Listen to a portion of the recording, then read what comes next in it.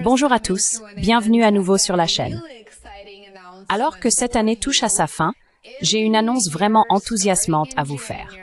À partir de janvier, une partie de mon contenu quotidien sera publiée uniquement sur Substack et Patreon.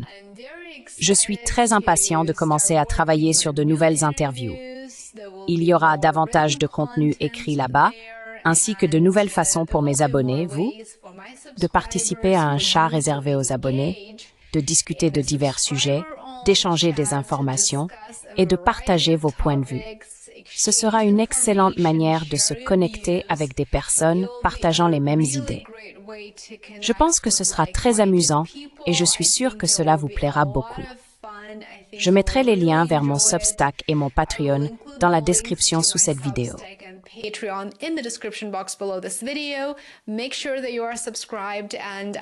Assurez-vous d'être abonné et j'ai hâte de vous retrouver sur ces deux plateformes. Maintenant, parlons de l'Allemagne. Pas de l'Allemagne des exportations puissantes, de la domination industrielle et de la rigueur budgétaire. Non, ces jours sont révolus. Je parle de l'Allemagne qui peine à se remettre sur pied après ce qui est désormais une récession de plusieurs années. Cette semaine, la Bundesbank a livré un rappel à la réalité qui sape complètement l'idée d'un redressement rapide alimenté par la dette. Le titre semble modéré au premier abord. Il dit que l'Allemagne finira par croître à nouveau. Mais en y regardant de plus près, on voit à quel point la situation est sombre. Selon la Bundesbank, l'Allemagne ne retrouvera même pas son niveau de PIB d'avant la récession avant la fin de 2026, au mieux. Et c'est qu'un œil le plus optimiste.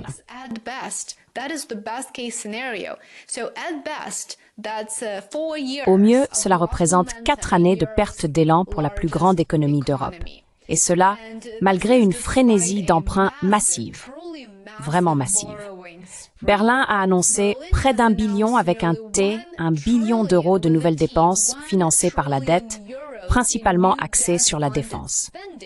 J'ai mis en ligne plusieurs vidéos, comme vous le savez, sur les plans du chancelier Merz visant à militariser l'économie allemande.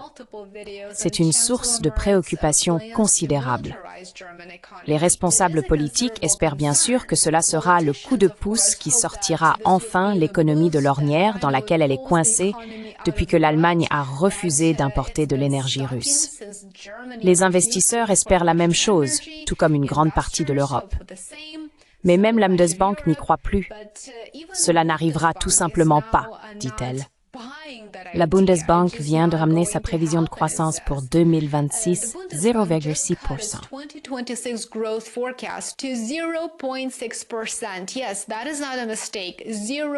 Oui, ce n'est pas une erreur. Une croissance de 0,6%.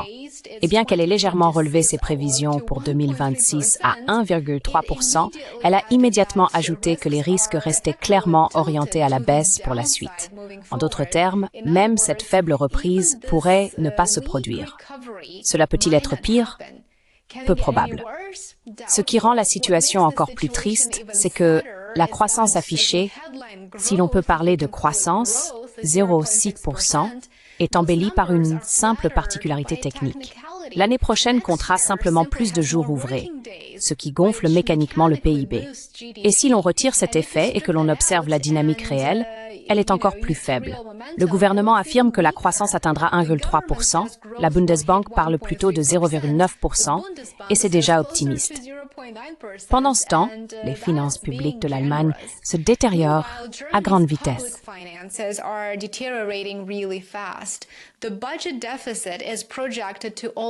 Le déficit budgétaire devrait presque doubler, passant de 2,5% cette année à 4,8% d'ici 2028. Ce serait le plus important déficit depuis la réunification dans les années 1990. En termes simples, ce à quoi l'Allemagne est confrontée sur le plan du développement économique est pire que la crise financière mondiale de 2008 et aussi pire que la pandémie de Covid. La dette passera de 62% du PIB à environ 68% du PIB. Cela semble encore gérable, selon les normes mondiales, bien sûr. Mais pour l'Allemagne, c'est un séisme psychologique et politique. C'est le pays qui, pendant une décennie ou plus, a donné des leçons à l'Europe du Sud sur la rigueur budgétaire. Désormais, il enfreint ses propres règles sans même obtenir beaucoup de croissance en retour. C'est un des grands problèmes de savoir de cet italien volume. One of the biggest issues is where that money is actually going. Roughly a quarter of the new debt is not being used. Environ un quart de la nouvelle dette n'est pas du tout utilisée pour des investissements favorisant la productivité. Pour les industriels allemands, déjà confrontés à des coûts énergétiques élevés, à la concurrence mondiale et à une demande européenne affaiblie, c'est particulièrement brutal. Souvenez-vous, il y a seulement quelques jours, j'ai mis en ligne une vidéo sur la fermeture des usines allemandes de Volkswagen. Le modèle industriel allemand devient chaque année moins compétitif. Et je ne pense pas exagérer en disant cela. La Bundesbank est d'ailleurs très directe. Elle affirme que l'Allemagne est, je cite, « clairement en récession depuis la fin de 2022 » et qu'elle est même retombée en contraction cette année en 2025. Puis, le FMI est intervenu, reprenant presque mot pour mot le même avertissement. Oui, le FMI a même félicité le chancelier Friedrich Marx pour avoir réformé le frein à l'endettement inscrit dans la Constitution allemande, qualifiant cette mesure d'étape historique.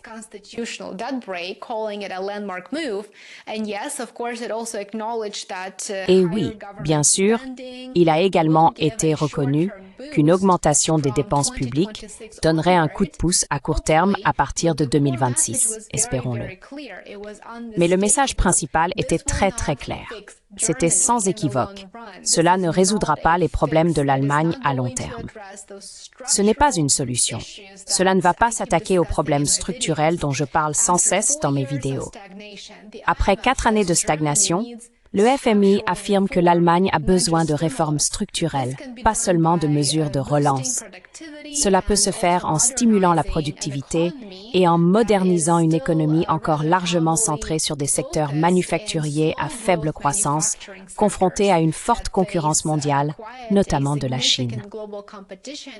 Passons maintenant à un autre facteur qui influence le déclin de l'Allemagne, la démographie.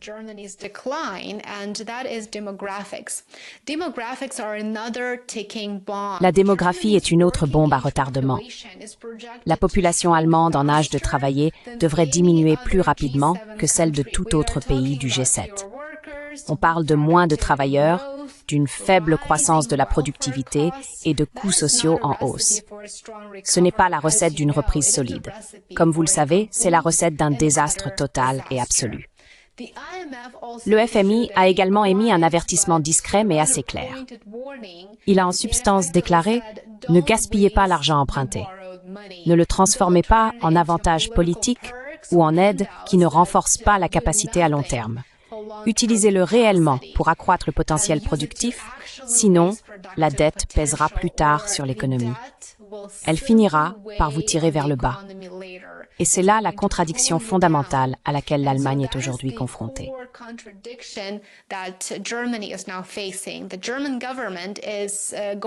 Le gouvernement allemand va à l'encontre de cette logique pourtant très simple. Il peut se permettre davantage de dettes, oui pour l'instant. Son ratio d'endettement reste le plus bas du G7. Mais la dette à elle seule ne peut pas inverser le déclin structurel de l'Allemagne. Et si l'argent emprunté est absorbé par des considérations politiques à court terme, ce que l'on constate déjà, la fenêtre pour toute réforme, tout résultat positif, toute amélioration structurelle se refermera rapidement. En réalité, elle est déjà en train de se refermer, compte tenu des projets de militarisation du chancelier Merz. L'Allemagne n'est plus le moteur de croissance automatique de l'Europe. C'est une économie vieillissante et coûteuse, qui tente en pratique d'emprunter pour sortir de la stagnation. Le danger, ce n'est pas l'effondrement.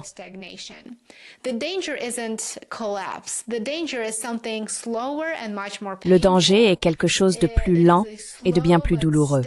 C'est un déclin progressif mais constant qui aboutira à une transformation complète de l'Allemagne et de son économie. Et si l'Allemagne ne parvient pas à se redresser, les conséquences ne s'arrêteront pas à ses frontières. Les économies européennes s'essoufflent et aucun niveau de dépenses déficitaire, aucune nouvelle dette ne peut plus le dissimuler. Restez à l'écoute. Je vous tiendrai informé ici sur YouTube ainsi que sur mon Substack et mon Patreon. Si vous êtes en Allemagne, laissez un commentaire et dites-nous ce que vous pensez de cette question. Nous serions ravis de vous lire.